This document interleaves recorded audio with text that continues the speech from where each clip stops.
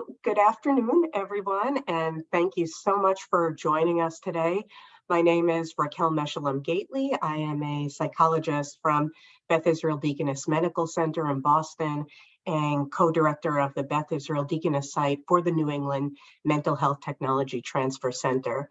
So please feel free to introduce yourself in the chat box, and I'll just review a few housekeeping items before we begin. So participant microphones have been muted at entry, and you'll be able to unmute them during the discussion portion. During the presentation, if you have any technical difficulties or questions about the topic, please use the chat box. The webinar is being recorded and it will be available for viewing at a later time on the MHTTC website. To reach us after the webinar, you can email newengland@mhttcnetwork.org. Okay, next slide. So this slide just provides a description of our disclaimers for the New England Mental Health Technology Transfer Center. Next slide. So the MHTTC network uses affirming, respectful, and recovery-oriented language in all activities. That language is strength-based and hopeful, inclusive and accepting of diverse cultures, genders, perspectives, and experiences, healing-centered and trauma-responsive, inviting to individuals participating in their own journeys, person-first and free of labels, non-judgmental and avoiding assumptions, respectful, clear and understandable, and consistent with our actions, policies, and products. So we can move on to the next slide. And with that, it is my pleasure to welcome you to today's webinar, which is an important series of initiatives that we've launched through the New England MHTTC to address culturally competent care for people with serious mental illness. We will be regularly updating these initiatives on our website, and we'd welcome any suggestions for other resources that we can provide.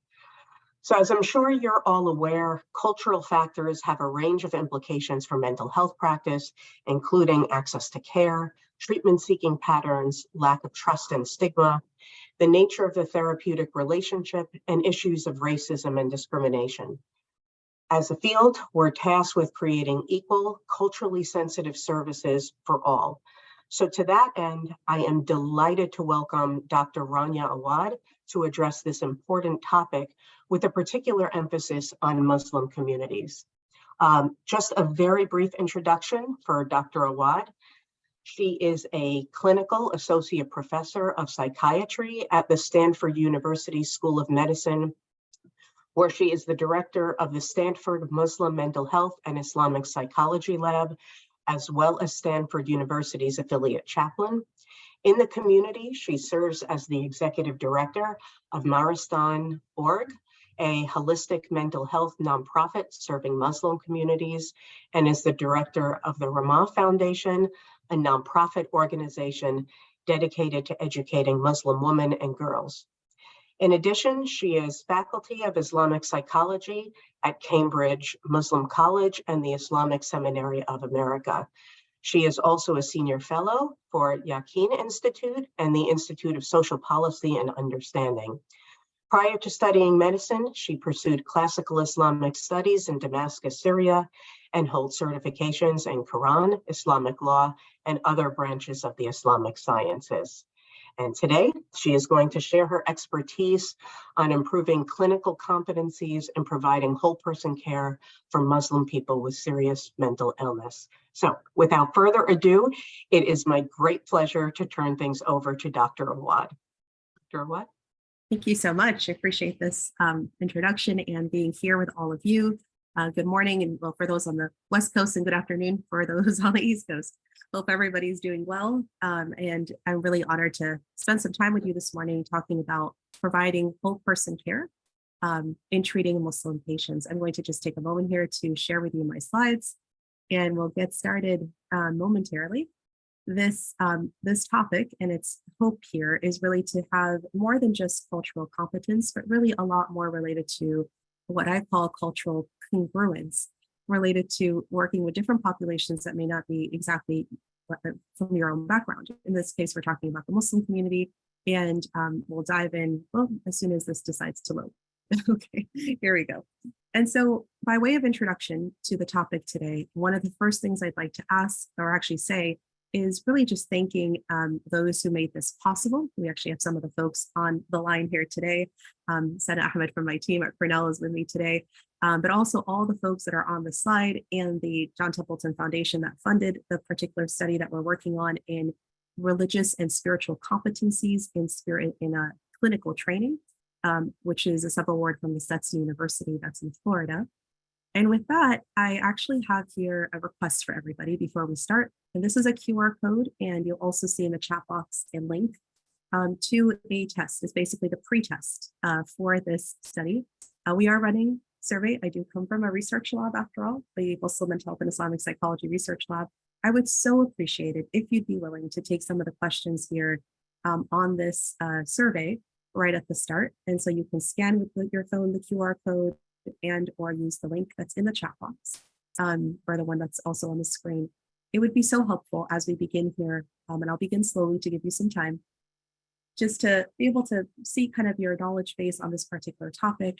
And if you're willing at the very end of the time with us today to also take the post test, which is very similar to the one you're taking now, that just asks how it is at the survey, how did this presentation go, and if it was helpful, and what is it that way we get to learn, if we've hit the mark with this particular training, but also what's needed in terms of understanding this population and other marginalized communities as well. While you're doing that, I'm going to just give a couple more thanks. Very thankful to the New England HCTCC for this invitation, and also just letting everybody know that there are a number of resources that we plan to share. So do please have your chat box open throughout the talk. My team will be putting in a couple of links that relate to things we're talking to in the slides. They may be papers or websites, resources for you. So hopefully those can be collected by you from the chat box as well as you're going through this particular training. One more announcement as I'm kind of giving you a little bit of time to do this pre-test. We just ask that if you, this is being recorded and hopefully will be made available later, but we just ask if you can refrain from sort of taking pictures of the particular slides. That would be very helpful to us as well. You'll be able to access the recording. All right, so the link is in the chat box and we'll leave it for you there. And we'll kind of give a couple of notes here before we fully launch in. Just a couple of disclaimers, even though today this is in fact a training related to Muslims and mental health and also improving their overall care and well-being. I just want to make sure that we understand that this is not sufficient qualification to becoming an expert on Muslim beliefs, of course. We'll be representing here the Muslim community, which is made up of nearly 2 billion people in the world. And that's a whole lot more people than I'm able to really cover with sufficient nuance in an hour and a half time frame together. Also, there will be issues here discussed on mental health that will help improve your knowledge of how to work with Muslim community members, populations. But it's not a substitute, of course, for being able to diagnose or perform formal assessments or treatments of mental health. I know you all know this, but it's just important disclaimers to give here right off.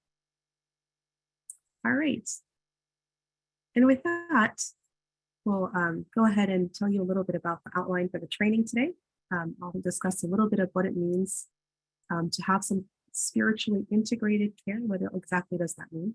Talk a little bit about Islamic perspectives on health and mental health.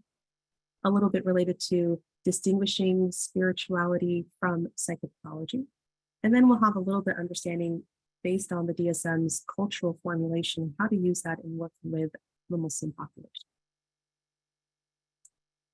So let's go ahead and kind of start here and understand a little bit about who it is that we're talking about. When we talk about the Muslim diaspora, I'm referring to individuals that have been here that are from that 1.8 billion Muslims, nearly 2 billion Muslims on earth, but I'm referring more closely to those here in the United States and also those in other Western countries, so Europe, Australia, and so on, who are predominantly in an English-speaking world, and also predominantly a minority in the communities in which they live. If we look here to who these individuals are, you're going to find a very ethnically diverse group of people. you'll see that for the American Muslim experience, it actually starts with the very founding of the United States of America. There were Muslims here from as far back as the time of slavery, when nearly 30% is what the research says, 30% or so of the slaves that were brought here to the United States were of Muslim origin. So in many ways, you have generations literally of Muslims that have lived here in America for a very, very long time. Often when people think of American Muslims, they may think of immigrants. And while this is definitely a big portion of the American Muslim community, they are more recent. Immigrants are much more recent to the American Muslim experience, coming from the 60s, 70s, definitely a peak in the 80s and 90s and onwards. Most of these immigrants coming from the Middle East and South Asia. However, it's important to note that there are Muslims actually from all different ethnic and racial backgrounds, all different language groups, and also the varying degrees of religiosity. That is a really important point here to make sure that we address. There are those that are very much practicing and observant, and those who consider themselves more culturally Muslim. With that being said, I have a question for all of you, and this is where I love to interact with you, even though this is a webinar and not quite in person, but live, are these questions that I have. So my first question for you, and I have my chat box open to see what you'll say. What comes to your mind when I say spiritually integrated? What kind of thoughts or ideas come to you?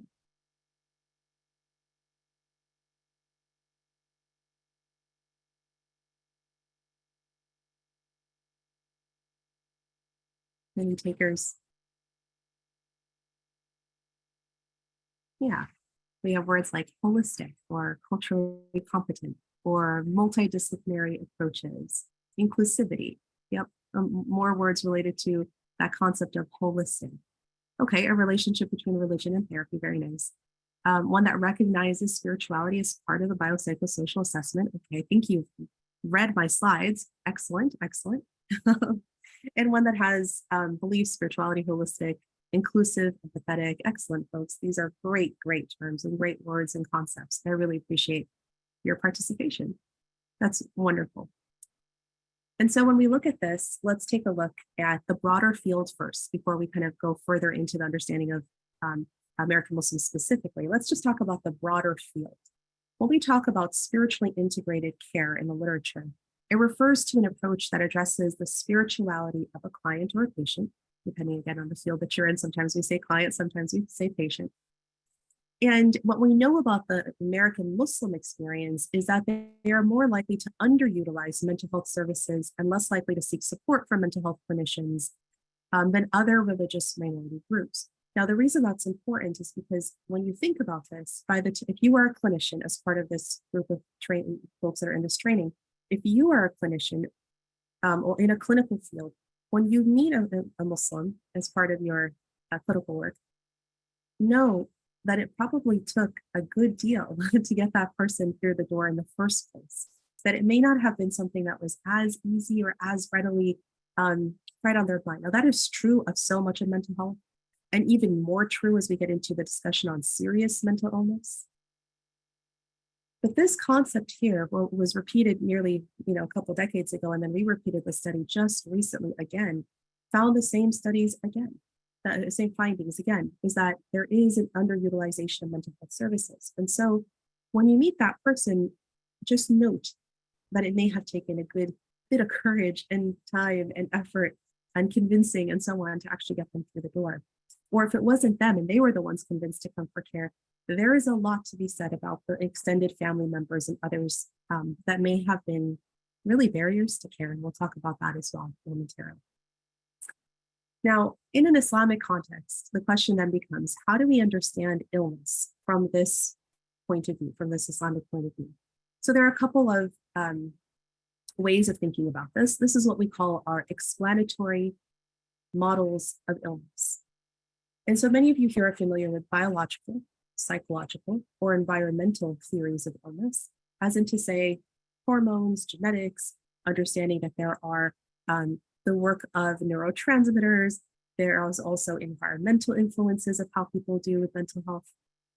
Add to that, for many in faith communities, not just limited to Muslims, but many in faith communities, you also have spiritual understandings of that illness or supernatural explanations. And we'll talk about these in a little bit more detail, but I just wanted to give you the main categories that we'll be discussing because all of them help explain illness. Now, in the Muslim community, I want to draw your attention to the saying that's on the slide here. And it's this prophetic saying of the Prophet Muhammad, peace be upon him, that says, "There is no disease that Allah has sent down or God has sent down, except that he has also sent down its treatment." This particular prophetic saying, religious saying, is very key to a lot of Muslims. And even if you are not very familiar with this faith community, but you again are in a place of clinical care, hold on to this statement because it's not only very powerful, but it's actually something that's quite motivating to a lot of people from a Muslim background.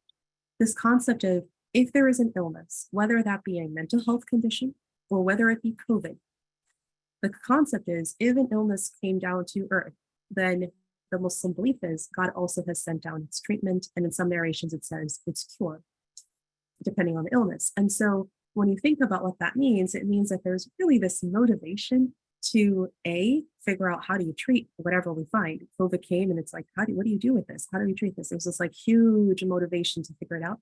And B, there's light at the end of the tunnel. There's this hopeful feeling of there will be treatments. We might have to try a couple of different things, but there will be treatments. You're not going to be left stranded. That's spiritual integration as part of an understanding from a faith community that actually believes this as one of their core beliefs might be very useful actually in a clinical setting as well. So I wanted to just draw your attention to that. And if I had the time, I'd go into a whole historical conversation related to how that particular saying, that particular prophetic saying was really motivational for a lot of the advances in science and mental health that happened in the Islamic Renaissance that led to things like a whole discussion on how you treat mental illness that then led to the Muslims. And again, we're writing a book on this and it's part of our historical line of research in my lab, being that the Muslim civilizations having the finding actually, which is really neat, that they were the first in human history to actually have psychiatric wards in their hospitals. There isn't proof actually that other civilizations that were parallel or before them had come up with this before. So there is something very highly motivating about this concept that comes from within the faith. And you might be thinking, well, if you just told us that Muslims underutilized care, now you're telling us Muslims were the first to have psychiatric wards, what's going on here?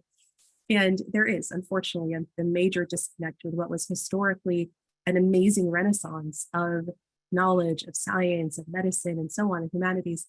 And a bit of a disconnect, unfortunately, historically. But I will save you the historical lecture for another day, something I'm very passionate about, as you can see. But an important discussion here of this particular prophetic saying holds a lot of meaning for a lot of people from the Muslim background. Now, with that in mind, now we start to take a little bit closer look at when we look at the purposes of illness, the spiritual understandings of them. You find that Muslims will say a number of different things as you see here on this slide.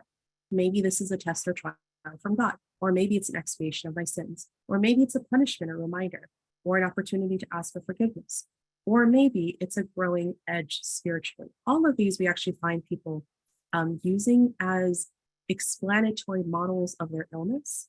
And I encourage you, as a clinician, to ask your patient or client, what is your understanding of what's happening to you? And it might be really interesting what you've come to find.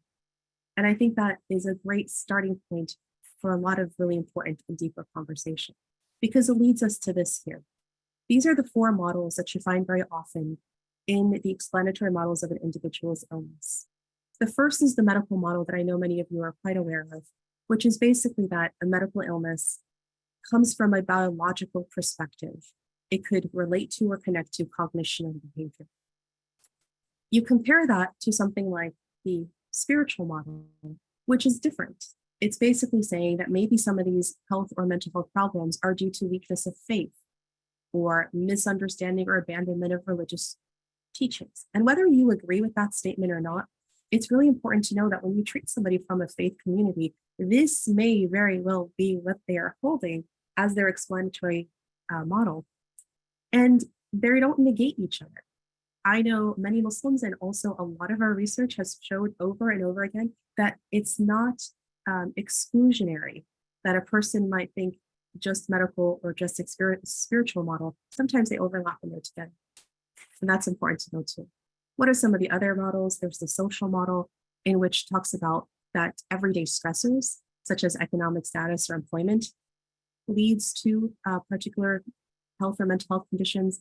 And then the magical explanatory model, where there's some supernatural things happening, like superstitious beliefs or witchcraft or sorcery. And while these are part of really every culture that I know of, actually has some level of superstition or some sort of level of supernatural explanations, when we talk about mental health, these really come to the forefront, especially when you start to get into serious mental illness, because the discussion then becomes, is it something that's a spiritual experience or is it psychosis? And we have some cases towards the end of my training here that actually goes into this exact question in a little more detail. But here for now, just explaining to you the different models that folks may use to explain what's happening to themselves or their loved ones. Now, turning back to the religion of Islam and its understanding of health. One of the things I like to say about Islam and explaining it is that it's very much a preventative religion. There are a lot of rules related to ritual laws that Muslims that are observant adhere to that is really preventative in nature, such as avoiding harmful substances or activities, anything that can alter the mind or body, things that relate to which by the way, I'll pause for a minute and say, this is, for example, for those of you who are familiar with some of the ritual laws of Islam, alcohol, for example, is forbidden. Observant Muslims do not drink for this reason, for this foundational principle that anything that alters the mind, so alcohol, drugs, whether they be illicit or recreational, and so on and so forth. So oftentimes I think of Islam as a very preventative religion, and that's, for many in the public health sphere, a very good thing, as in to say, it's aligned with a lot of the ways we think about preventing health, or if, illness, and if illness happens, to not allow it to keep on dragging without cure and support. Now, a couple of other things, patience and reliance is important, but here's something that's really key. The question is, do you just hold back and just trust in God and just let your illness take its course? And the answer here is no. There is a very strong, again, narration from within the Islamic tradition that says that you must, quote, tie your camel and then rely on God, which basically means do your due diligence and then rely on God. So for many people from the faith communities, they just sort of say, I'm letting it be, I'm letting God take over here, and we have to remind them that actually in the Islamic tradition, it's do your due diligence, then rely on God. And that's important clinically too. And I've certainly found that very useful in working with Muslim populations because it clicks for them. And they're like, oh yeah, that's right. I need to actually seek out help, seek out help or get medications or do whatever I need to do for myself or my loved one to get better. Also, when we talk about clinical applications, this idea of religiously integrated psychotherapy and how it's found to be more beneficial for treating Muslims with conditions like anxiety, depression, and so on. This is actually based directly off of some research that we ran as part of the lab and some of our partner clinics that we've been a part of over the years, where every time we ask the question, would you go to therapy if there wasn't an Islamic integration into the therapeutic process? And each and every time we run this on actual patients within the clinic who are Muslim, we have over 95% every single time answer that they would not have gone to therapy had they not had a spiritual integration into their therapeutic care. That is a massive number.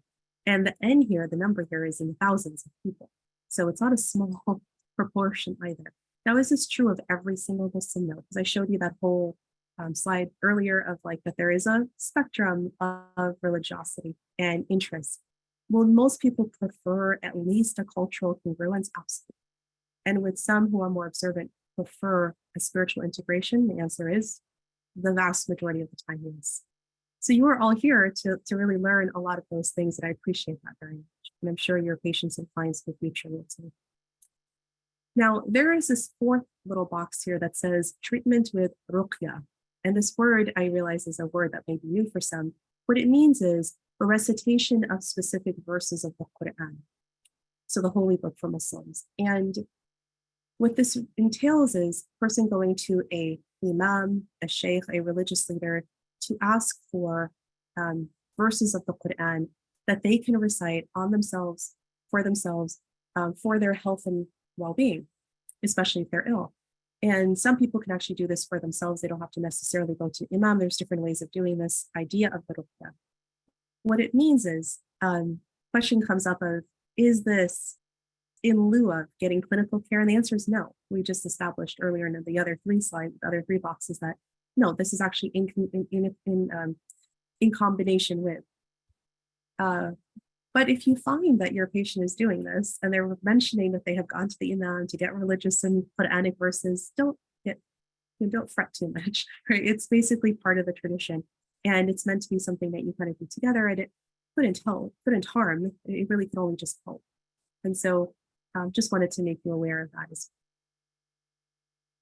well. All right, so let's talk about this overall assessment, working with Muslim patients.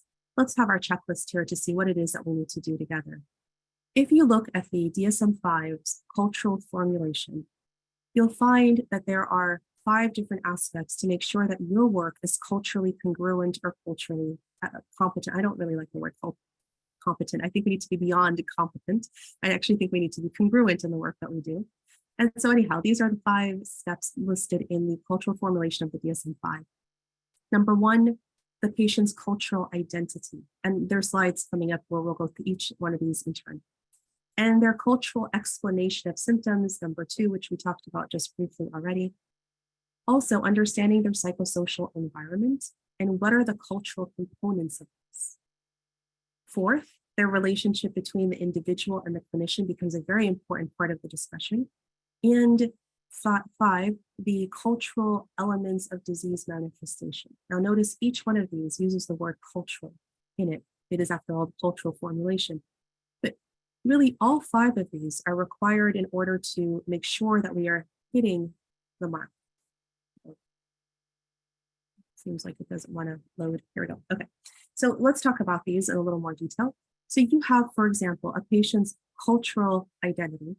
And this is that earlier slide of beyond really any identifiers. But I always ask people, just like we ask age and we ask gender, we ask even ethnic identities, racial ethnic identities. A lot of times people stop short of asking religious identification.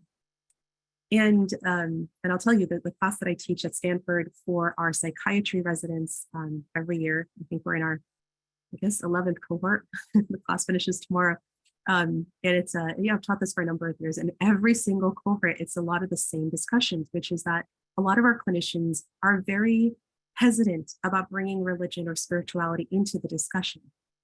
And this is where I say, look, if you're going to make room for any other one of the many identifiers of a person, don't fall short of this one.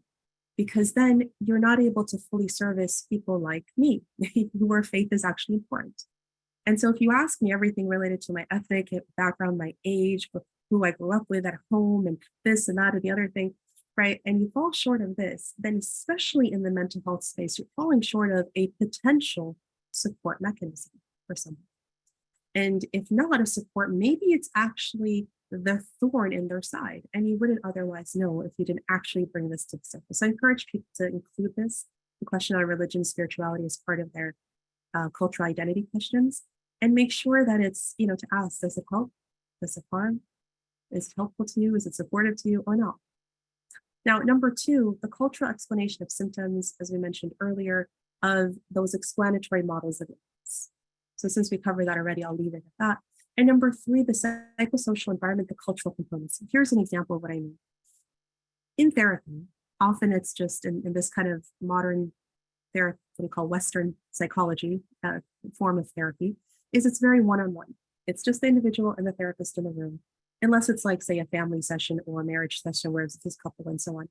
but usually it's a one-on-one situation. And the therapist or clinician sometimes has this fallacy that it's just them and the patient in the room. When you have individuals that come from cultures that are what we call collectivist cultures, it is never just a one-on-one situation. It is you and the patient and the many invisible people in the room that are the key stakeholders of that person's medical decisions, of that person's life decisions. They can be other family members, they could be the spouse, children, elders. There's so many religious leaders, they may be different people that actually that person goes back home to and collectively makes a decision on what's going to happen to them.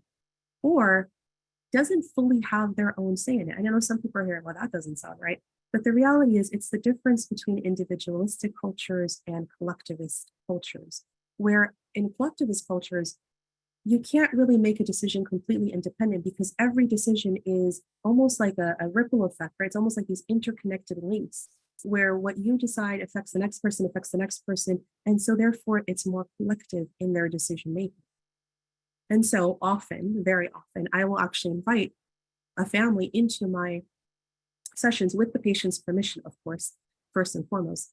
But often we'll do that to make sure that I have all the stakeholders in the decision-making process, especially if I'm trying to diagnose or prescribe medications, especially.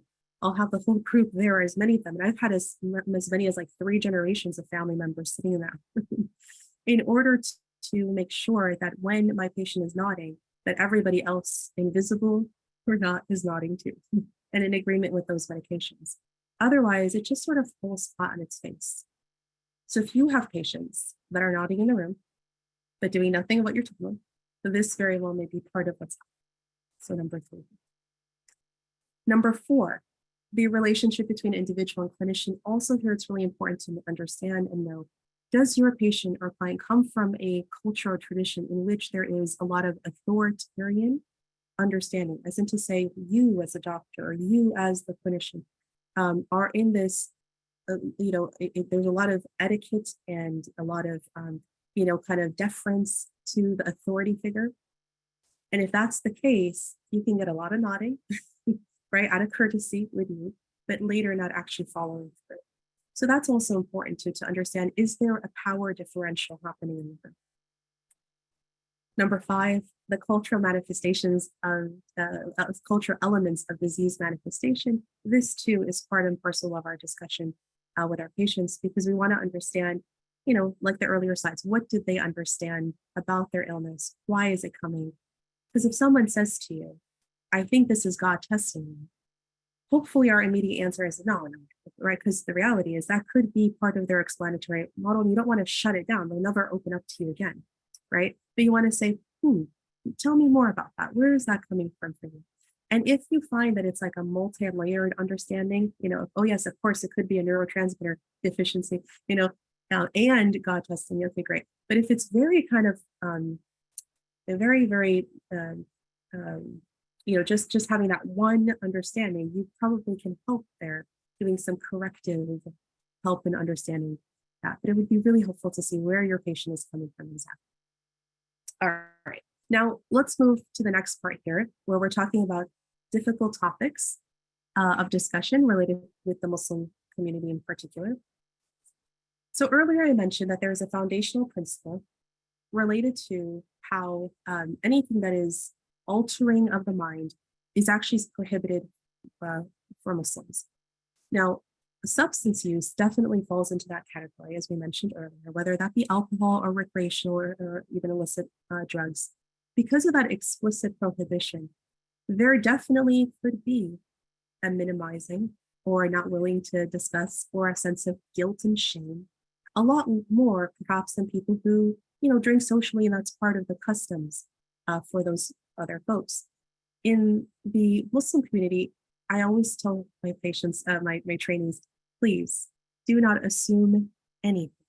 Do not assume because a woman wears a hijab or a man wears a big, long beard, that they are not drinking or not using. It's very important to us. Likewise, don't kind of miss the question or assume anything other than just factual. Is this something that you're dealing with? And then from there, try to figuring it out. But do understand that there is possibly a thicker layer of guilt, or kind of a layer of guilt that may not be there with some of your other patients. Suicide is a topic. I've done quite a bit of research. My lab and I have done quite a bit of research on this last several years on increasing suicide rates that we were seeing in Muslim communities, particularly suicide attempts. We actually had a publication just recently, we can put a link for you, in JAMA, the Journal of American Medical Association, for that really had some very upsetting findings, actually, which is that the rates of suicide attempts for American Muslims was at 8%, which is quite high. And it was found to be twice the rate of other groups, or at least increased rates of other faith groups. And that is alarming, but not very far off, honestly, when you think about how the last couple of decades, especially, have been particularly taxing for American Muslim communities. As many of you who've studied suicide or know about it, the main theories of understanding it is that what drives it many times, the theoretical understanding, is A, a lack of belonging, and B, an increased sense of feeling like a burden.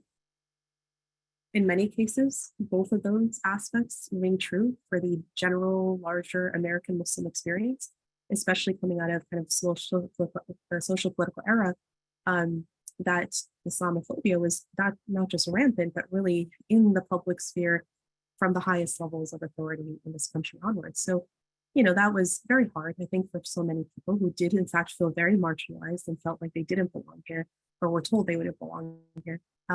And or if you think about how this can work, it can happen on an individual level, on a family level, on a societal level, right? You can have these feelings all the way through. So, and it becomes even more complicated to talk about suicide, especially in any faith community, honestly, especially the faiths, religions that actually prohibit it, such as Islam, from harming oneself or killing oneself and others. And so here too, if a person attempts suicide, there can be quite a bit of guilt, quite a bit of avoidance in trying to talk about this. If a person feels suicidal, not wanting to kind of talk through this. So just bringing that up too is a difficult topic of conversation, but important. And the third one here is sexual activity. Premarital romantic relationships are prohibited by Islamic law. And that the institution of marriage is an important one. And so this idea of talking about romantic partners may be difficult for some folks. And again, there's a whole spectrum of religiosity and observance. It's very important to ask as a clinician, of course, but also just note that there may be some avoidant tendencies to really talk through this, or to talk it with truthfulness, unless you are able to kind of disarm the person in front of you and able to kind of build that rapport for them to be willing and open. And as you know, all three of these aspects are very important in our discussions of how do you really talk about health and mental health going forward. A couple more here, and has been on the news quite a bit recently, the topic of abortion. And here too, a wide range of opinions. In Islamic understandings, there's a lot of wiggle room actually related to any need for medical abortions, or if a mother's health is jeopardized, and so on and so forth. So actually a number of quite a bit of wiggle room, unlike maybe some of our sister religions, in which there may not be quite as much. So maybe also know that, and then refer your patients to the right people to have those conversations. End of life care also comes up. Topics like DNR and DNI, do not resuscitate, and so on. In terms of hospice, these are really hard conversations for anyone, but certainly here too. And so again, please do make sure that you have these conversations, and we're going to put some links in the chat box for you for some resources about both of these topics, all of these topics actually. All right, so with that, we'll switch the next part of move forward to the next part of our conversation here, which is really thinking about, now we think a little bit more about mental illness, and specifically related to serious mental illness. The next three cases that I'd like to present to you have a very close interplay between spiritual practices for Muslims and mental health. And I'd like us to think through these together. Here too, I'm going to make sure my chat box is open, so I'm able to just be able to see what all of you are saying in terms of your answers to some of these. I'll just tell you what they will be: devotion versus deprivation, religious observance versus scrupulosity, and mysticism versus psychosis. So let's go through these one by one. So I have here a case study for you. Let's read this together. We have Inaya and Miriam. Inaya is 18 years old. She has a history of anorexia nervosa, restricting type. Her BMI is 15, and she's here to follow up in the outpatient clinic. Several months ago, she was admitted to the medicine floor after passing out, found to have hypokalemia, prolonged QT, SMA syndrome, and she needed close monitoring for refeeding syndrome. She was then discharged 3 weeks later from the medicine floor to the inpatient unit for eating disorders, where, oops, here, can't see my slide, where she stayed for 2 months and then discharged a week ago to go. So I'd like you to think about Inaya closely and her condition, her eating disorders condition, and then think about Miriam on the other side of the page. Miriam is 33, and she's here for an annual checkup. She has a history of anorexia nervosa purging type at the age of 15, which improved. She went to intensive outpatient treatment 15 years ago, and since then, she hasn't had any purging episodes since her senior year of high school at the age of 18. She has no other medical conditions or sequelae related to her disorder, and her BMI is 20. She's within range for her blood pressure and her heart rate. So as you compare Inaya and Miriam on both sides of the screen here, the question from me to you now is, if you are the clinician and Inaya or Miriam come to you, both of them come to you individually and ask you, it is now the month of Ramadan, the month of fasting for Muslims, in which there is fasting from sunup to sundown, no food or water or medications in those hours of fasting.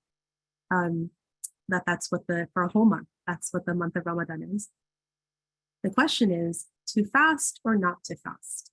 So I'm curious what you would say for each of these ladies. What would your answer be? And just kind of take into account here their various conditions. And I'd love to hear your thoughts in the chat box of what would you say to Inaya and what would you say to me?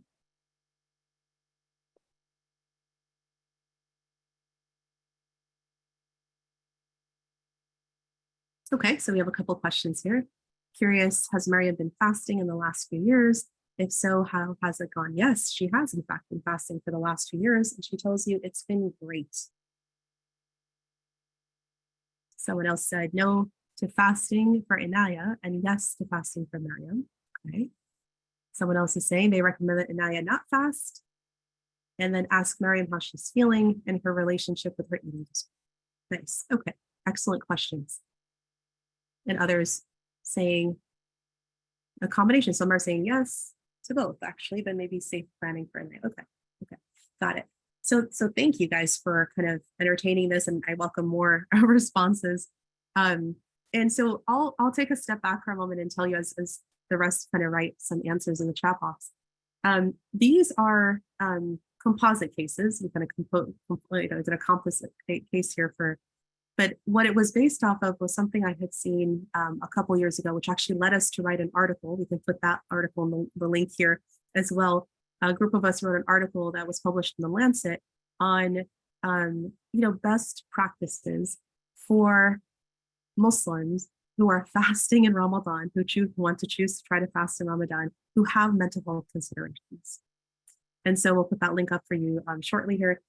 And what I saw was we were part of an email listserv, and somebody posted this question, and then there were like this literally this like barrage of answers, and it was everything from yes to no to why to how come to this is wrong to this is right. What a confusing mess that was.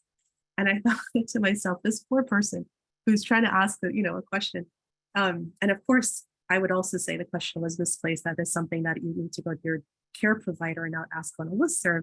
But people ask things like this on a listserv, right? And everybody had their own opinion on this. And so we decided to actually develop this best practices guidelines. And there's a link for you that's in the Lancet there about what to do, because the month of fasting in Ramadan is actually very important for many Muslims. If they are observant and choose to fast, even if they are not, observant, you'll find that the month of Ramadan is still very important for many people who are Muslim because it's a very communal month. It's a month in which there's a lot of eating together, breaking fast together, spending time together. There's a lot of focus on collective prayer, congregational prayer. It's also a month of charity and just a lot of togetherness, you know? For many people, they may feel this, for example, as we head into this, a winter break season, a lot of people feel that same way. That feeling of collectiveness, if you will, happens in the month of Ramadan for people.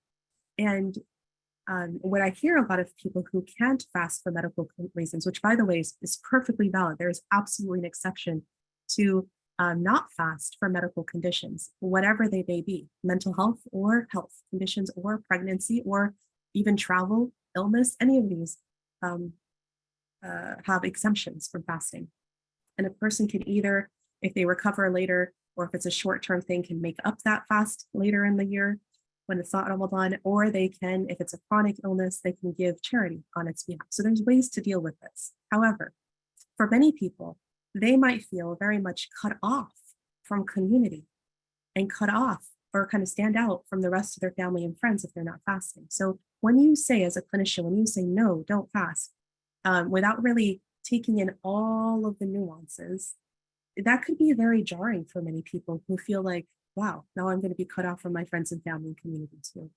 And I can't connect spiritually the way I'd like to. And so what I encourage you to do is, if you are the care provider, to take a close look at the condition. Inaya definitely has a number of medical concerns, a number of red flags that are very, very concerning. And very likely, the answer for her will be to not fast and to use the exemption, but still find other creative ways to connect to community and friends and family. Whereas for Miriam, as you see, there's a long-standing recovery for her. And yes, although we still worry about, of course, could she relapse? She hasn't for, over 15 years. And so when you think about what that means, you might give a much more nuanced answer. Even if you can't make the answer and you require help from her, general practitioner or eating order to specialist, I think it's important to at least give the space to listen through and to understand the nuances. Sometimes you might even have to read between the lines or ask some extra questions. I can't tell you how far that will go for people like Anaya and Miriam in this story, in that they would so appreciate your help and support. So that was the case related to devotion versus deprivation. And, many of the things that are on the slide are things that I mentioned to make sure to understand the full kind of picture. Now, let's go to the next case and do that one together as well. The next case is what I call religious observance versus scrupulosity. So for those who are familiar with obsessive compulsive disorder, or OCD, you'll be very, I think, interested in this particular slide or case. You have Layla. She's a 30-year-old Palestinian American Muslim. She has anxiety, mostly related to worship. And she states that she typically spends up to 1 hour washing her face and limbs repeatedly before the 5 daily prayers, due to her anxiety of not feeling like she's in a proper state of cleanliness.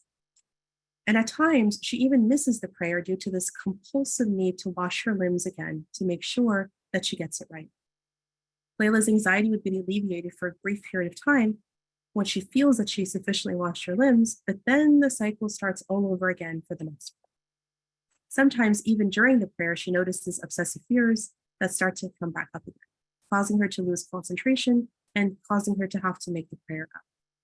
This repetitive cycle has come to interfere with the satisfaction that she used to get with her prayers, as well as her functioning at job. So with Layla here, there is a question. Is this a pathological condition, a diagnosable condition? Is this OCD, for example? Or is this something related to scrupulosity? She's being a very conscientious, pious Muslim in being careful about her washing and her prayers, which are these ritual washes that you do before the prayers. And for observant Muslims, the prayers are 5 times a day, every day. So prayer is quite a commitment for a observant Muslim. It's part of our daily practice every single day. And it's not just sort of a prayer in mind, in a person's mind or heart. It's actually a prayer in which you have to find a specific location, face towards Mecca.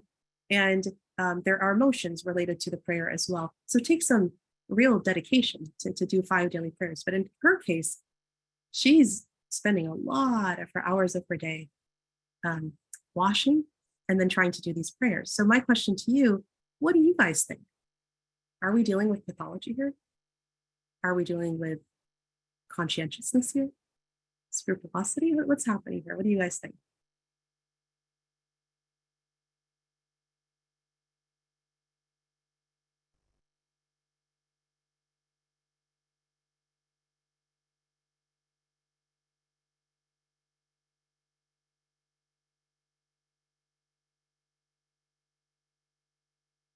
Okay, so we have some different responses here. Thank you for taking the time to respond, folks. I appreciate that. Yeah, so we're getting folks saying that they might believe that there might be some pathology here. It sounds like this kind of distress is getting in her way. Pathology most likely, right? This kind of urge or compulsion. Yep. Okay. And yes, I agree that in the practice of faith, in the religious Islamic practice, certainly as this last person says here, that it shouldn't actually make things harder for them. Yeah, good. All right, excellent. So let's look at this together in a little more details. So this concept of obsession, and I personally do a lot of clinical work related to obsessive compulsive disorder or OCD. And I guess for whatever reason, I guess it's not for what I guess I know why it is that even though we have an OCD clinic at Stanford, I actually end up getting a lot of the referrals that have the subtype of OCD that has scrupulosity, which is basically kind of a focus in on a rumination that is coming from a spiritual or religious practice. And that is a very interesting thing related to OCD, obsessive compulsive disorder, in that it can show up and it's going to actually attack or kind of come to things that are very dear and important to a person. And so if their faith and their religious practice is dear and important to them, it very well likely interfere with it as well. And so for many people who come from religious backgrounds, I get these referrals because they are spending a lot of time doing what otherwise is a great thing for their tradition, like such as prayer, but they're spending way too much time and they are so distressed over it. And so there is something about that level of distress and the amount of time and the compulsion that they can't actually stop themselves from doing that extra washing or their extra repetition, right, of what they're doing. That has definitely a pathological component.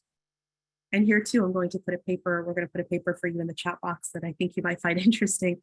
It's a historical paper, but it's one in which, and I'll just say this story very much in brief. It's actually something that I was doing in the lab many years ago. I was looking at historical understandings of mental illness in early Islamic societies. And I came across a writing, a manuscript by an author named Abu Zayd al-Balkhi in the 9th century, so really early on. And what he described in his book, it's a book called Sustenance of the Body and Soul. And as he described in his chapter after chapter, he was clearly defining various mental illnesses, a section on depression, a section on phobias, a section on what I believed as a trained psychiatrist reading this was OCD, right? And so on and so forth. And when I came across that chapter, I was really taken aback. Because when we study the history of psychology in your standard Psychology 101 classes, you're often taught that OCD is a new illness and it wasn't fully discovered or understood until the 19th century by a European psychologist, right? And here I'm reading something that's in the 9th century, literally a millennium earlier, right? And so the backstory is I went to the head of our OCD department at the time, now retired, and the person who had written all these textbooks, famous textbooks on OCD, and I said, I think I'm finding something very early here. And the long story short, he at first didn't quite think it was going to be kind of a real thing, but as we read it closely and kind of compared it to the DSM-5, which is the paper we're going to share with you, it was very clear that the symptomology, the classification, symptomology, and the treatment of the illness we today call OCD was understood and discovered by this 9th century scholar, so long ago. And the types of treatments that he proposes are three. One, use medication. And they had kind of pre-modern early herbal forms of medication, but use medication. Two, use therapy. Yes, therapy. And he describes exposure therapy, literally describes exposure therapy, which today we use ERP, or exposure ritual prevention therapy. And thirdly, he says, and there is a spiritual component to this too, so make sure that you are praying to God to help you through this very difficult illness. He understood it to be, when he says all people have some level of waswasa, which is the Arabic word for obsessions, like whisperings, like a certain level of that is normative. And then he would say, there is a pathological level of this that needs treatments. And here are the 3 steps. 9th century folks. Super interesting to me, because what it meant is that this was something understood and diagnosed so long ago. And also that it's not exclusively a spiritual or religious issue. There definitely can be a medical component to this as well. And so therefore we don't have to choose between, is it religious observance or is it scrupulosity, but actually the potential of both. And that treatment does help, right? All right, one more case for you guys. And this is a case of Ahmed. He is a 24-year-old Bangladeshi American male, history of severe depression and self-harm. He presents with worsening auditory hallucinations of a loud male voice that tells him he's worthless. He's anhedonic, unmotivated, has difficulty with his appetite and sleep. And when Ahmed's parents notice these changes in him, they get very worried that he has a jinn possession as an underlying cause. Once he started hearing this voice, Ahmed also became fearful that he was possessed. He has since become increasingly paranoid of his surroundings and preoccupied in thinking of what could potentially happen to him in the future. Now, I'm curious to hear from all of you. What do you think is happening here? And also curious, have you had an Ahmed in your clinical practice? Or at least folks who have given these similar kind of conclusions to what's happening to you. So I think this would be very helpful to have these conversations to see kind of where you're at. So we have a couple of different, yes, someone says, I have a client right now. I hear you, Nicole. I hear you. All right. Someone is saying maybe this is schizophrenia. What else do we think is happening here? Some folks that have multiple patients like this. Okay. All right. A couple more votes for schizophrenia. What about him and his family thinking that there might be some jinn possession? How do you, with all that you've learned today related to cultural competence, and I would like to say cultural congruence, how do you answer Ahmed and his family who are coming to you convinced that this is definitely a supernatural understanding, that he is possessed or could be possessed? What do you do? How do you not completely shut down the conversation to where they never come back to you again, right? But also make sure that you're able to relate the clinical aspects that you're probably picking up from the scenario here that may very well be medically based. Okay, so bringing in the family, exploring all possibilities. Oh, nice. Connecting with an imam. Very nice. Okay, so we'll talk about that too. Excellent. All right. What else? Safety planning. Nice. Very good. Still recommend that he also has a GP, okay, medical doctor as part of this, along with his prayer. Okay. All right. Excellent. Very nice. Very nice. And so let's talk about this. Let's talk about this in a little more detail. So if you understand some of the supernatural, remember that whole discussion of the spiritual and then the supernatural explanatory models of illness, those are very important. In Muslim communities, you might very well find the explanation related to jinn possession, basically supernatural possession, as a potential understanding. Another one might actually be the evil eye. And this, by the way, is not unique to Muslims. There are actually many cultures that have various concepts of the evil eye. And then there's black magic, or sihr in Arabic. So jinn, hasad, or sihr are the words that correspond to those in Arabic. And this idea of black magic, or in some cultures it might be hexing, or things of that nature, are various models of illness. Now, here's what I would suggest. If you are familiar with the fact that these 3 aspects are actually discussed as part of Islamic theological understanding, that jinn do exist, but there is definitely a difference of opinion, even amongst Islamic scholars. Can they actually possess a human being? So the movies that we see of like The Exorcist and such, there are many Muslim scholars who say that can't actually, in Islamic theological beliefs, that can't actually, right? But there are many people, nevertheless, who continue to say, maybe I am possessed, right? So there's, hold on to that, okay? The evil eye discussion, because they're convinced that they're themselves or their loved ones' depression or anxiety, whatever it may be, is related to somebody giving them the evil eye, or that there's some sort of black magic in place.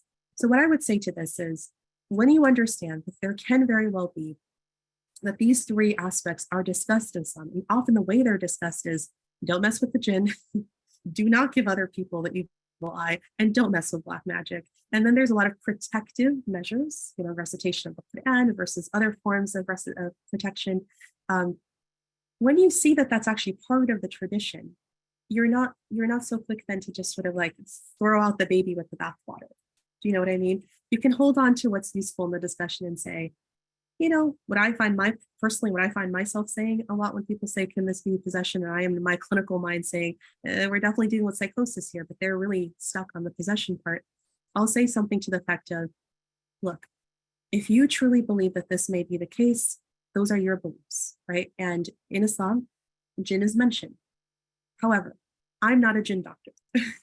I'm a psychiatrist. And so can we come to an agreement that we will work together on this? And I have no problem with you seeing somebody who does help with possessions from the religious scholarship. So I actually, on my speed dial, have a local imam to us who works with, people who have dealt with things like possession or evil eye or so on. And he does read Quran, do the ruqya for them.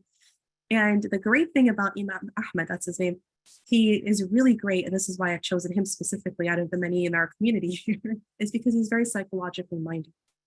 And this is where the person who suggested earlier discuss with Imam. Yes, I agree. But make sure you choose someone who's psychologically minded, which means I see Imam Ahmed do this all the time. He'll say to the family, I will do my part of reading Quran for you.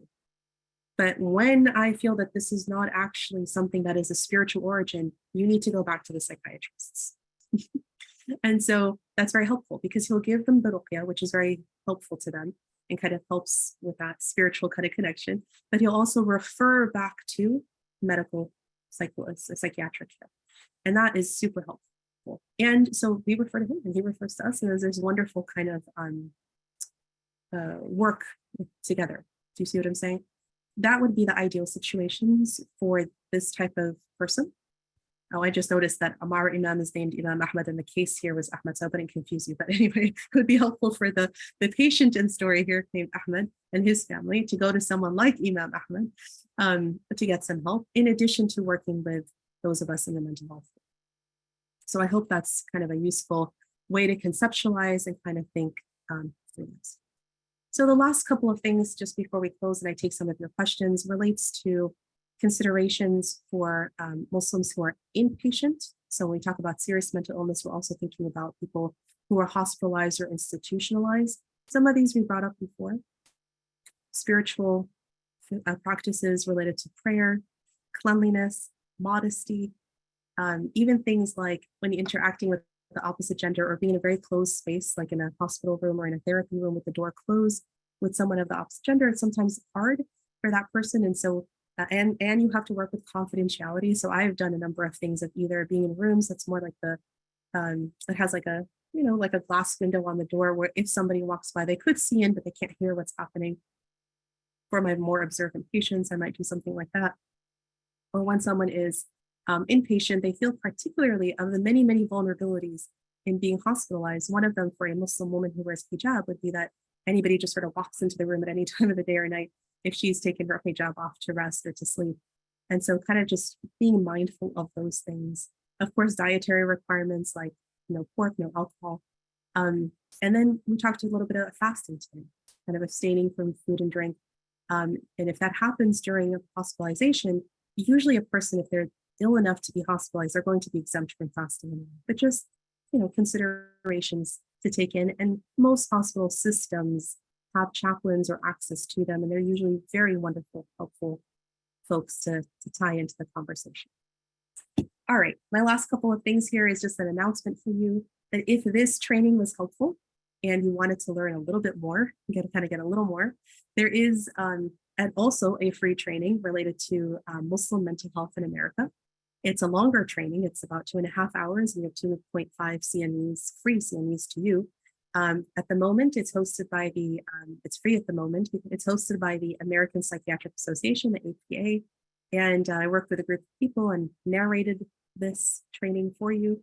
So please take a look at that. And we can put the link in the box for you to that training if you'd like a little bit more on this topic, a little more in depth, a little more broader breadth in conversation. And lastly, as we kind of finish up here to take your questions, which I'm happy to open up the box and see, as I mentioned, I would really appreciate if you could take the survey at the end of the training, which is our post survey. It'll look very similar to the one you took at the beginning. And the link will be in the box for you as well, just so that we can make sure to see how did this training go and what kind of questions did this help answer and what was maybe missing or that you hoped for more. So I super appreciate you doing that. And with that, I'll go ahead and open up my chat box and see if we have some questions from this presentation. Thank you all so very much. I just wanted to quickly jump in, Dr. Awad, and thank you so very much for this incredibly informative, helpful, important, and engaging presentation. As I mentioned to you before, part of what inspired this invitation to you was a wonderful presentation you gave to our hospital a few years ago, and I feel very privileged to be learning from you again. So thank you very, very much. Thank you so much. Really appreciate that. Yeah, so I guess now we can open it up to everybody's questions, comments, and ideas. I do see there was one before where someone asked about suggesting a joint session with an imam at any point, and was also really curious about your perspective on that. Yeah, excellent question. And I actually do this a couple of times in my career. I've definitely done this where inside of the session, there's been an imam. And the way that happens is I'll ask my patient, what are your support systems? And people might mention, friends, family, and sometimes they'll mention their imams. And if I have had a particularly kind of rough time being able to fully get across what I'm trying to say, or the person is very much fixated on, I don't know if by doing this I'm pleasing God, or if I'm doing the right decisions as a Muslim, or so on, I'll often say, I remember you mentioning to me that your religious tradition is really important to you, and that your imam, you're particularly close to your imam. Would you like them to be part of this conversation? And sometimes we've just kind of dialed them in, and other times we've actually had them come on into the room in the outpatient setting, or even onto the floor in an inpatient setting. And folks have found that, again, with their permission and so on, I found that particularly useful. Sometimes I'll ask permission to have a conversation with the imam ahead of time and just explain, and with the patient's permission, I'll do that. And then just explain what it is that's happening. I often find that if I can't get the message all the way through, sometimes they can, because there's already a longer relationship with that person. Sometimes they've been their imam since birth, literally, and they've known them for so long that it's there's much more of a rapport than with a new person who just barely had met. So just things to take into consideration. But yeah, I think it's a useful thing for certain patients.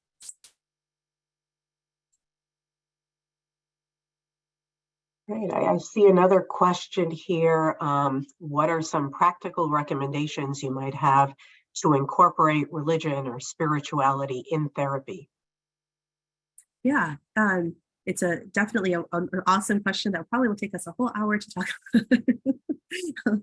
But I appreciate it very much. One thing I didn't share with you, for those of you who are particularly interested in integrating like Islamic principles into therapy, we've actually published a book.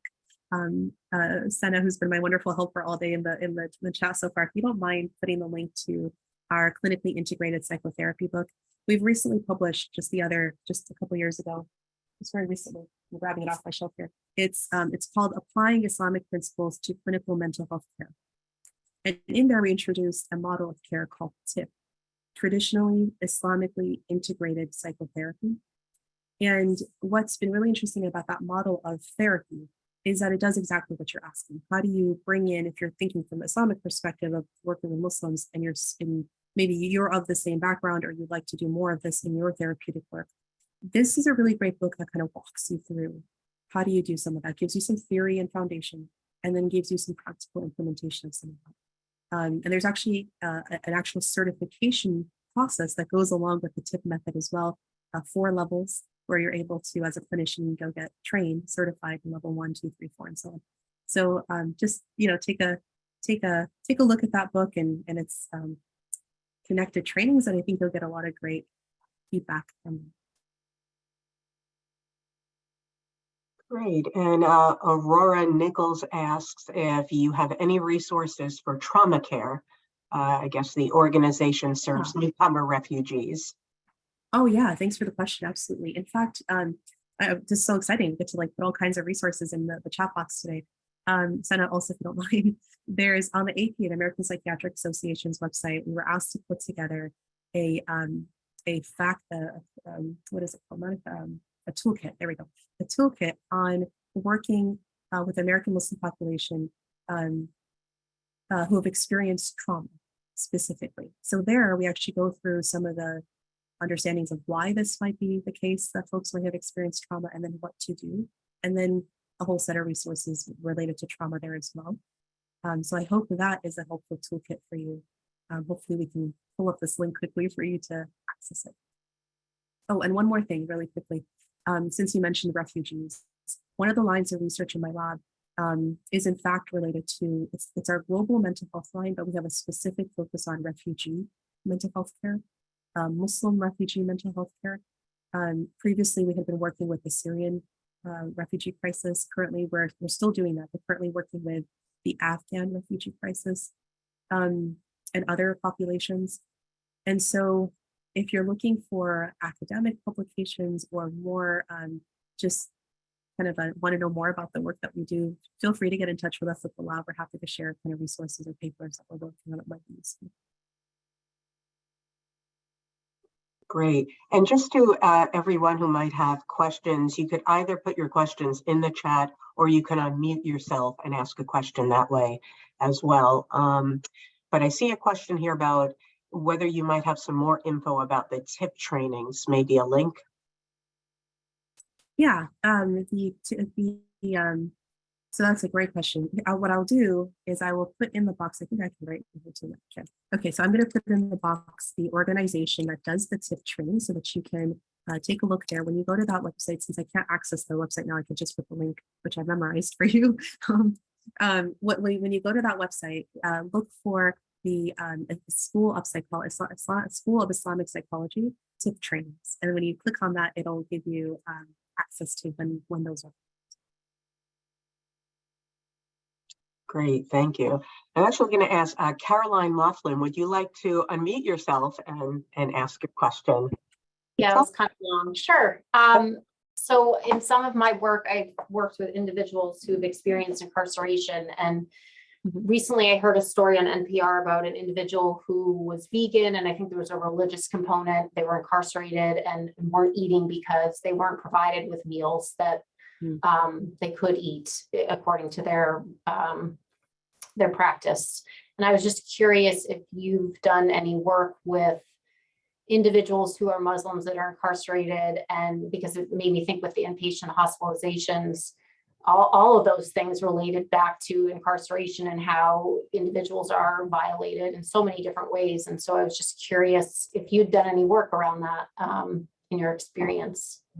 Yes, thank you for that question. It's actually a personal passion of mine because in our family, my husband runs actually an organization. He's the executive director of an organization called the Taiba Foundation. We'll put that link for you as well. That actually specifically works with incarcerated Muslims. And so just by osmosis, really, I'm learning a whole lot about, the mental health considerations, dietary considerations, all kinds of other considerations. And interestingly enough, we just launched a study this year with the Taiba Foundation related to incarcerated Muslims and their mental health concerns and other concerns that come up while incarcerated. So I don't have any specific data to give you yet other than anecdotal data to say, yes, it's definitely been an issue. In fact, one of the things that foundation does because Muslims who are observant typically eat only halal meat. So I guess that's the equivalent of kosher meat for the Jewish tradition, right? So like halal meat has a certain way of the slaughter and the presentation of the meat.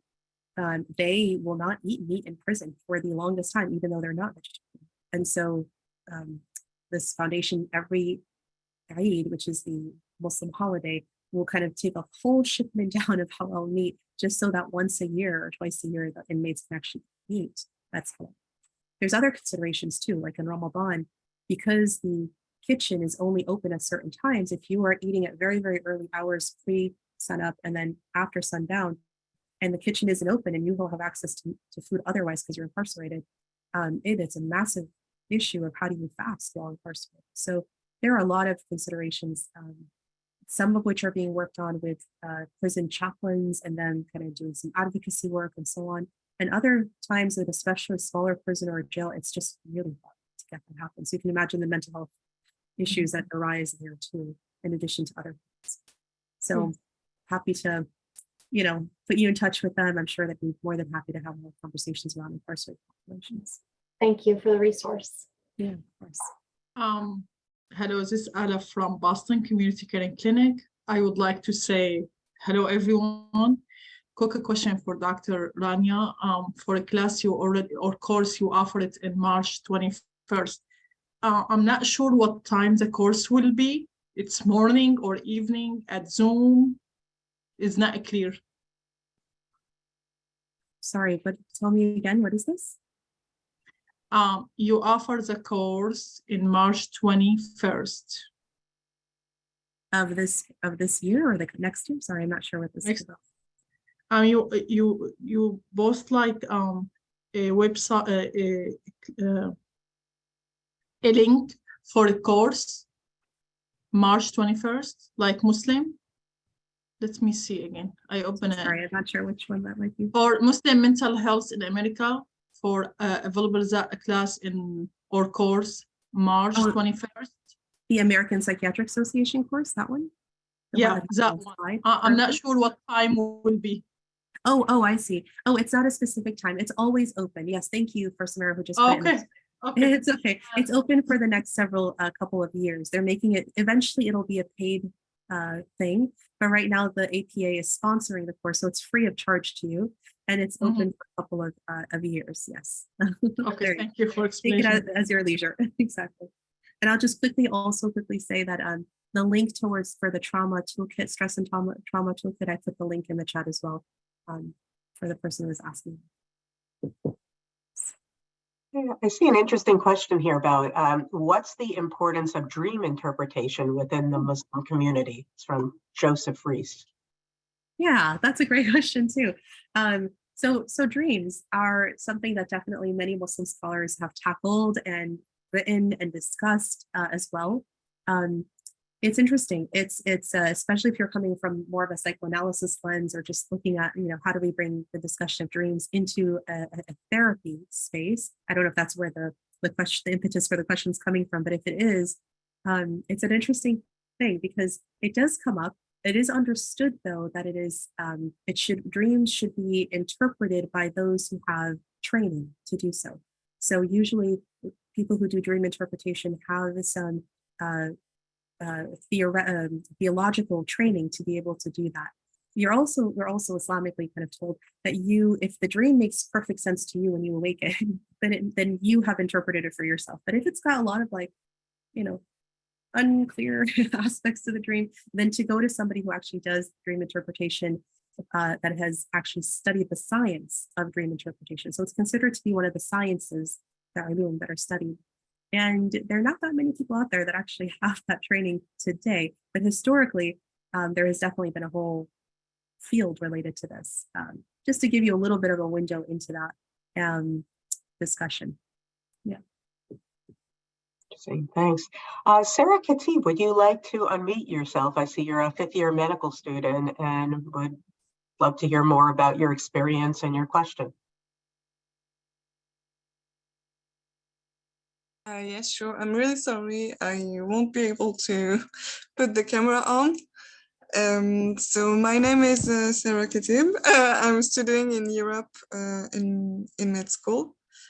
And so I'm actually French. So the question about religion, sorry, in the medical field is a topic that really interests me, and that I discovered through Dr. Rania Awad work. But that's like a really foreign subject to us here. So I was wondering if you know any maybe associations or like European organizations that work in this field, because I'm really lost out Sure. here in Europe. Out there in Not Europe. Got it. necessarily, Yeah. yeah. No, I appreciate the question a lot. It's really interesting because you said you're from France. I think Yes. what I heard. And we're actually writing a book. And interestingly enough, the AP, the American Psychiatric Association, we actually brought them up a lot of times today, but they actually have commissioned a textbook in which I'm the editor of, hopefully trying to complete this book. It is going to be the textbook, the handbook on Muslim mental health. And the reason I mention that is because we have a section in our book, the last third of it is related to global Muslim mental health. And in the chapter on France and Muslim mental health, it was so hard to find any resources and organizations doing this work. It was actually a lot more challenging than most of your other European countries or just other countries in general, interestingly enough.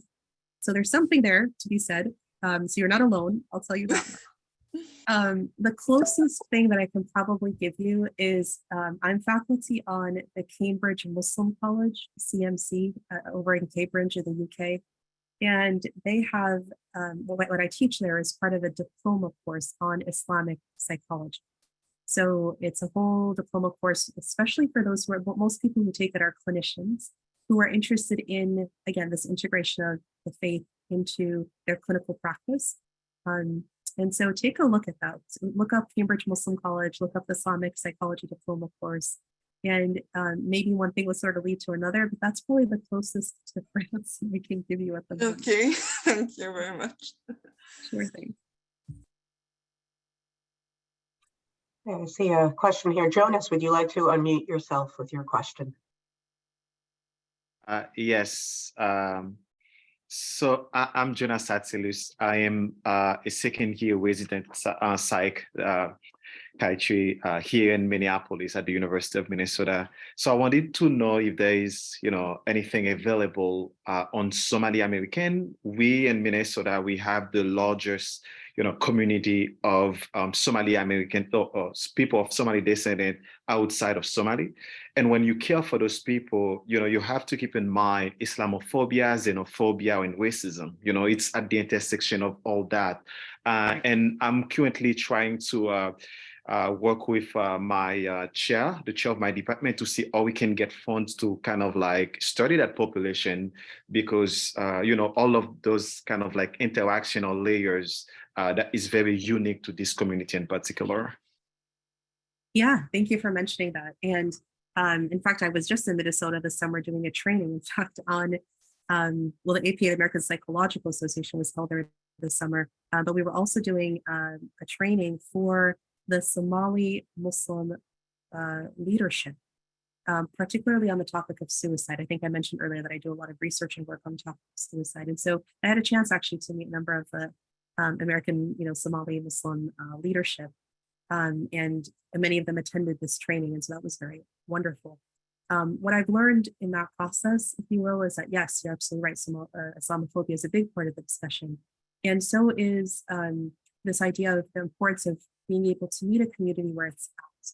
Because for many, coming to professional mental health care was really foreign and really hard to really make that link. And what we found was that if you are able to have the leadership trained and convinced, it has a trickle-down effect into the rest of the community. I don't have specific research in which we looked at just the American Somali population, although one of our papers does look at it because we had done a case study related to the topic of suicide. And unfortunately, one of those cases was actually a Somali family. So we do address some of that in one of our about to be published papers. It's been accepted in its way for publication.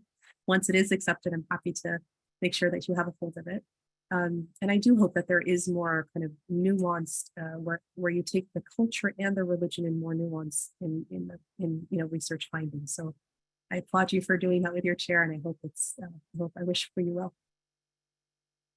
Thank you so much.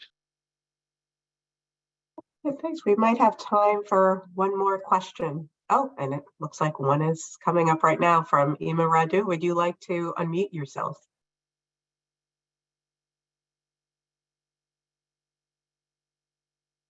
For the opportunity.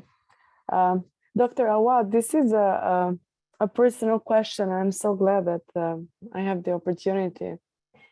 As a professional, as a mother, as having all these multiple roles myself, I've always wanted to ask you, how do you manage your multiple roles? And you can share it with us. I've always wanted to know. So maybe you can help all of us with your with your experience. Now, perhaps I'm the one who needs the help.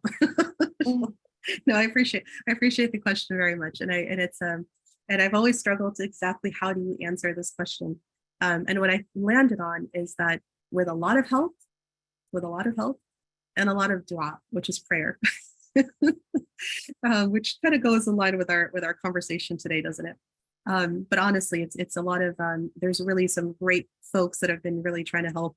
You saw Senate today, but also here at home, folks that do a lot of juggling in the background. And so I encourage folks, I guess it's my consistent message, folks get help when you need help. And I hope I've lived up to that as best as I can. And then a whole lot of prayer too. And so that's all I really have to say on that. But thank you for the question, and thank you for your good opinion of me. But we all certainly need help, and I'm the first linguist. May God bless you. Assalamu alaikum. Yes, thank you for that wonderful advice. We could have all used that. Sure. So with that, I wanted to thank you so much again, Dr. Awad, for presenting today. And just a quick note to everyone, you'll see in the chat under New England MHTTC, there's a link to an evaluation form. If you can all take the time to fill that out, we'd be greatly appreciative. It will also be sent out to you by email. And you could also check out our website for upcoming trainings. And as we mentioned before, within a week of this presentation, we'll be sending out an email that has a link to the recording, and it will also be up on our website. So thank you very much again. Thank you so much. Appreciate the time and appreciate everyone being here. And my thanks to Senna and to everyone really that's really been here, the MHTTC, and all of you. So thank you again. I'm hopeful we'll meet you guys in other spaces and places. Take good care, everybody. Have a good day.